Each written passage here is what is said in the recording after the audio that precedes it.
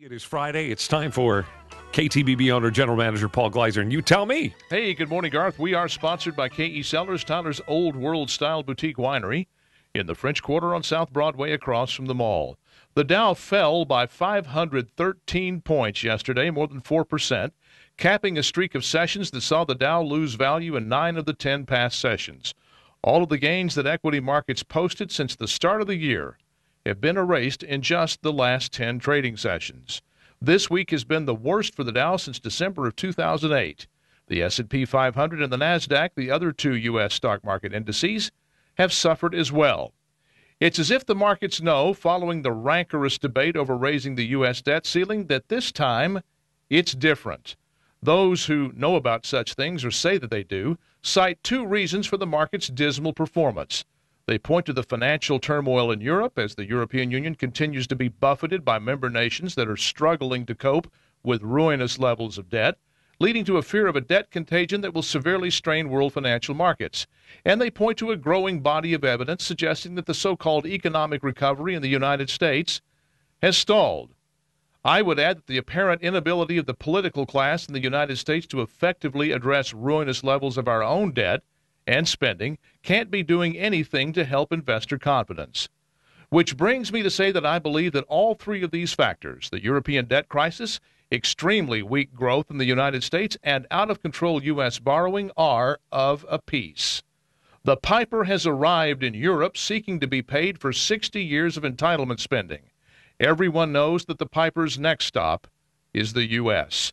Too many people in Europe and in America who produce nothing are being supported by too few who do. The shortfall is being covered by borrowing. Borrowing tomorrow's economic output to pay for today's social welfare can only go on for so long. As economist Herbert Stein, the father of pundit and game show host Ben Stein, once said, that which cannot go on forever will stop, and so it will. Just as Europe can no longer afford its social model, we in the United States can no longer afford ours. So expect to see, amid howls of protest, a change in the eligibility age for retirement and for receiving Social Security. A system that was designed in the early 20th century when most people didn't live to draw benefits cannot remain unchanged in the 21st century when most people draw benefits for 15 years or more. Expect that food stamp eligibility will be drastically altered, again, amid howls of protest. The 1 in 6 households that use money from taxpayers to subsidize food purchases for the purpose of freeing up cash for elective purchases cannot continue doing so. The 18th century poverty of Charles Dickens, complete with drawn, dirty faces and children begging for food, has been replaced by the 21st century poverty of modern America, complete with air conditioning, iPods, satellite TV, and a car in the driveway. America can no longer pay for this definition of poverty. Expect that businesses and industries that survive on government subsidy will either adapt or vanish. One example is farm subsidies. For 8 decades, taxpayers have been paying farmers to either grow or not grow certain crops based solely upon the political skills of farm state politicians. These subsidies will end, as will subsidies for things like wind power, solar power, electric cars, ethanol, and other liberal castles in the sky. Goods and services that rely on government subsidy will have to survive on their own or vanish, as the invisible hand of the market will rationally determine.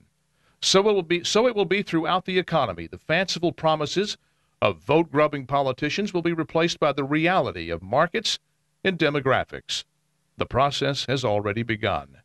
It is the inevitable messiness and uncertainty of dismantling the modern welfare state that is causing the equity markets to tank. Until Western governments fully come to grips with the inevitability of changing their ways, investors are going to minimize risk. Thus the sell-off of the stock market over the past 10 days. The markets know what's coming. Soon, everyone will. That's my word. What's yours? Go to youtellmetexas.com and you tell me. I haven't had a glass of red wine in most of a month, and that's hard to imagine for me because I am a red wine guy. But when it's more than 100 degrees day after day and still in the 90s when I sit down to relax in the evening, a cool white wine seems just the thing, and I have one. It's the Keepersall Estates 2010 Texas Vit. Never thought I would be this sold on a white wine, but I am. This wine is delightful. I drink it well chilled, and it just works perfectly on a hot evening. It strikes just the right note between dry and fruity, and it's enjoyable with a light meal or just by itself, as is frequently the case in my house when I relax in my chair under the ceiling fan in the family room. Try this wine for yourself. You can, because KE Cellars is a working winery with a tasting bar. Tell them I said to put the $1 tasting fee on my tab. KE Cellars, Tyler's old world-style boutique winery in the French Quarter on South Broadway across from the mall, and online at KECellars.com.